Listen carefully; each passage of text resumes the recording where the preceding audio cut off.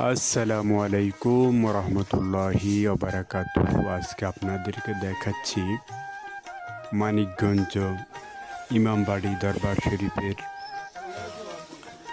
রান্না। এখানে তাবারক রান্না করা হচ্ছে 101 মণ। ময় মশলা দিচ্ছে 101 মণের রান্না। একসাথে বিরিয়ানি পাকাইতে হলে 2-3 লক্ষ টাকা প্রয়োজন হয়।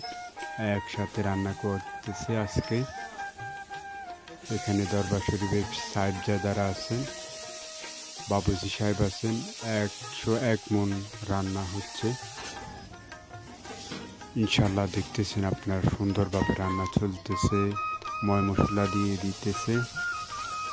মশলার দেওয়া শেষে এবার এখন আলু দিয়ে দিতেছে। এখানে আলু আছে 1 মণের উপরে। এখন সবজি দিয়ে দিচ্ছে।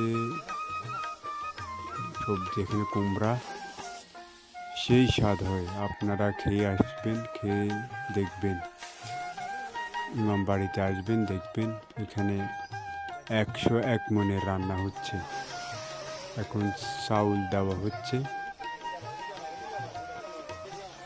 দেখতে যেভাবে সুন্দর দেখা যাচ্ছে, খাওয়ার জন্য আরও সুস্বাদু হবে ইনশাল্লাহ।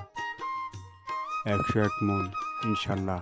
তৌফিক হলে আমরাও একদিন এখানে গিয়ে খাবার খেয়ে আসবো। তাবারক রান্না শেষ, এখন ডেকজিতে মানুষের দেওয়ার জন্য ডেকজি করে নিয়ে যাচ্ছে। দেখছেন কি সুন্দর।